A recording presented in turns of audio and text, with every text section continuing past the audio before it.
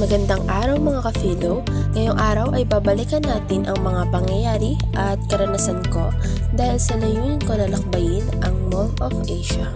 Ako si Catherine Joy Nagadas mula sa Hiblang ABM Cut 2 at ito ang aking Lakbay sa Naysay. Ano, tara? Nagsimula ang paglalakbay na ito sa aming pagbiyahe papunta sa MOA. Kasama ko nga pala rito ang aking mga kaibigan at sumakay kami ng bus na diretso na pa MOA.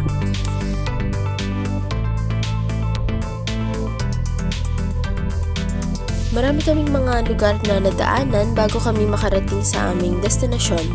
Ang MOA rin pala ang napili kong puntahan dahil dito ko rin gustong dalhin ang mga kaibigan ko para sa selebrasyon ng aking kaarawan noong Marso 14. Nang makarating na kami sa MOA ay nakita ko agad ang malaking globo nito. Pati na rin mismong MOA na isang engrandeng pamilihan na makikitaan mo ng moderno at karangyaan ay kamangha-mangha at kaakit-akit para sa akin. Sa paglibot namin sa MOA ay agad naming hinanap ang malaking padulasan nito na nakita namin sa internet. Talagang nang natuwa agad kami sa parting ito. Sa loob ng MOA ay maririnig po rito ang mga tawanan ng mga magkakaibigan at pamilya na humihimok sa amin na malibot ang buong lugar na ito. Sumasabay dito ang mga amoy ng pagkain na umuudyok na pabilihin kami. Ang hinahanap pala namin na kainan ay Anli Sanji. Ayaw kasing nagugutom si Chopper. Umorder muna kami at naghintay. Kumain muna kami ng mga snacks na nabili nila. Pagpasok at pag-upo sa pwesto namin ay halatang nasasabik na kami na kumain at magluto. Masasarap pala ang mga pagkain na hinahain nila rito. Siguraduhin lang na wag agad kuha ng kuha dahil may bayad ang mga matitirang pagkain. Sa parte na to ay medyo nakakaramdam na kami ng busog.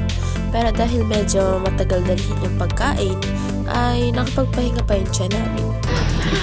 Ayun na siya oh, hindi na kayang sumuko.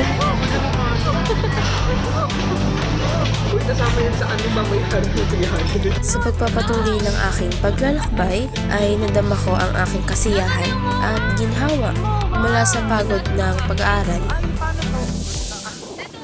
Hindi pa natatapos ang lakbay sa Naysay na ito dahil mayroon akong 2 tao na in-interview tungkol sa lugar na aking napuntahan, ang Mall of Asia.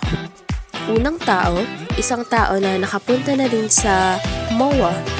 Ano pong name na gusto itawag? Chopper po. Chopper na lang po. Unang tanong, ano ang pinaka hindi mo malilimutan sa lugar na ito? Yung mga pinaka hindi ko makakalimutan sa lugar na ito is yung mga tanawin doon sa pinakataas sa floor. Meron sky na tower kung pwede makalibot, may mga halaman. Ang ganda ng view na makita mo lahat ng lugar sa Mall of Asia. Pangalawang tanong, ano ang iyong natutunan sa pagpunta roon? Yung natutunan ko dito sa Mall of Asia, madami dahil malalaman mo na ang small moments ay nagiging heartfelt moments kagaya ng paglilibot nyo lang at yung pagkakain nyo lang dyan ng mga chips, yung mga mumurahin dahil nagtitipid kayo. Yung... Pangatlong tanong, irerekomenda mo ba ito sa iba? Bakit? Marerekomenda ko to sa iba dahil sa mga lugar na pwede ka mag-picture, yung mga exotic places dito kagaya ng mga yung photo shoot area, yung mga photo booth, mga kainan, masasarap, tas maganda din tanawin. Panghuling tanong, ano ang iyong naramdaman habang naroon ka? Ang naramdaman ko habang naroon ako, naramdaman ko ay parang bumabagal yung mundo na sasabihin mo na dito ka na lang habang buhay dahil ang aliwalas ng lugar, ang liwanag at walang kakalat-kalat. Tas mas maganda pa siya pag unti lang tao, tas solo mo. Dahil makikita mo may slide pa nga dun sa taas pwede ka mag-slide dun, tas merong grass field na pwede nyo pag tambayan. Ayun, maganda tong lugar nito. Tapos mararamdaman mo talaga you feel at home. Pangalawang tao, isang taong hindi pa nakakapunta sa lugar, ngunit nais o nangangarap na makapunta roon. Ano pangalan?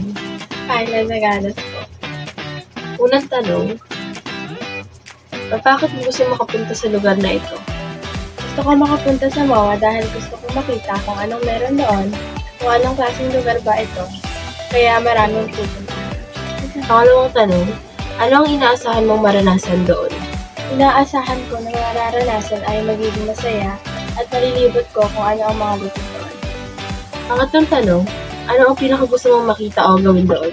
Pinakagusto kong makita at gawin doon ang pagsasakay sa rides at ang vlog. Panghuling tanong, ano sa tingin mo ang matututunan mo kapag nakapunta ka roon? Ang matututunan ko ay hindi lamang halaga tungkol sa gara ng lugar.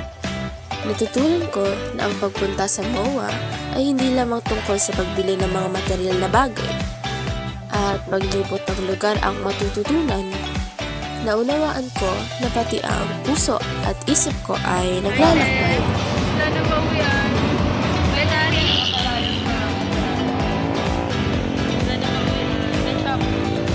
Madilim naman ako. Hi kayo sa vlog ni Karen. Uy, sasama mo ba siya? Grabe ka.